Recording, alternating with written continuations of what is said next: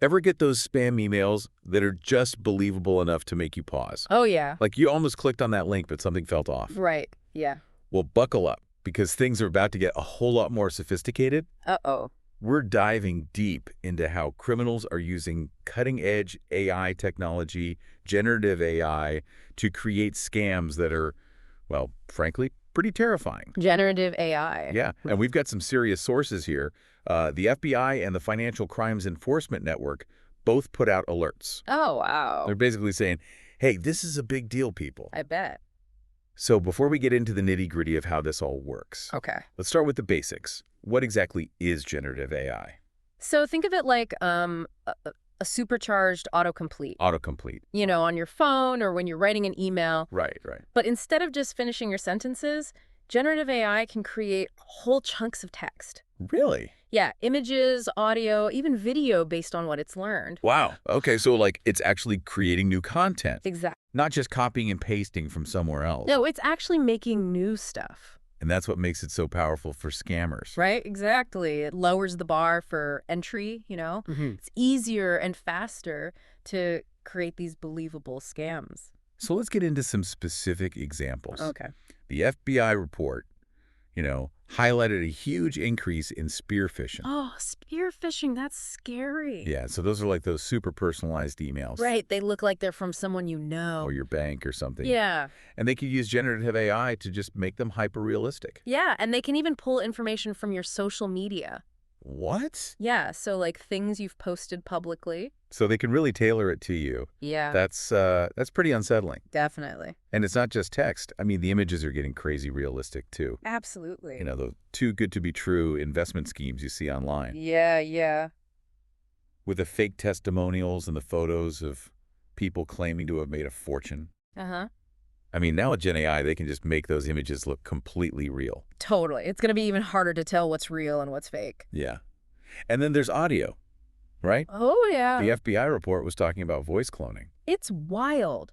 Scammers can actually impersonate people's voices now. It's like actually sound just like them. Pretty much. They can take a short audio sample of someone's voice. From like a video or something. Yeah, and use generative AI to create a clone. I read a story about a woman who got a call from who she thought was her grandson. Oh, no. He said he was in jail and needed bail money. Wow. She was so distraught she wired thousands of dollars. Oh, that's awful. Before she realized it was a scam. Jeez. It just breaks your heart. Yeah, it really does. And it shows how they're using this technology to prey on people's emotions. Exactly, and it makes it so much harder to think clearly. So we've got fake text, fake profiles, fake voices. Yeah. Is there anything Gen AI can't fake? Well, unfortunately, there's video, too. Deepfakes. Right. Yeah. I've heard that term, but I never really thought about how they could be used for scams. Oh, the FinCEN report actually warns about using deepfakes to manipulate markets. Markets. Yeah. Like imagine a deepfake video of a CEO announcing a fake product launch. Oh, wow. Or a fake news report that causes a stock to plummet. So it's not just individual scams anymore. Nope. This could impact entire markets. And what about spreading disinformation? Oh, absolutely. Fake news that looks totally real. So, how do we even know what to trust anymore? It's tough. We need to be much more critical consumers of information. Okay, but what does that actually look like in practice? Well, verification is key. Verification. Yeah, so if you get an email that seems suspicious, Okay. even if it looks like it's from someone you know, double check the sender's address. Got it. Look for typos, grammatical errors. Okay. And don't click on links unless you're absolutely sure they're safe. What about online content in general? Try to verify information from multiple sources, Makes sense. especially if it seems too good to be true. Okay, so verification is important. But what about the bigger picture? Yeah. As Gen AI gets even more powerful, how do we stay ahead of the scammers?